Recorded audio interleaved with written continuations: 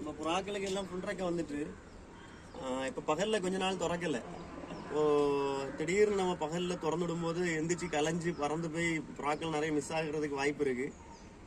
இப்போ நம்ம ஹைட்டும் இந்த இடம் கூடுதல், அதே டைமில் இடமும் சின்னது.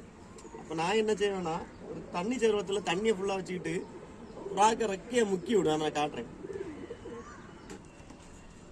நான் என்ன பண்ணுவேன்னா, இந்த ரெக்கை கொஞ்சம் நல்லா நினைகிற மாதிரி நினச்சிடுவேன். புறாவை நல்லா ரெக்கையை நினச்சிட்டா அப்போ அது கொஞ்சம் குளிச்ச மாதிரி ஆயிரும், டக்குன்னு எந்திரிச்சு பறக்காது. ரெக்கையை நினச்சி கொஞ்சம் தண்ணி ஊதி போட்டுறா பெட்டர்.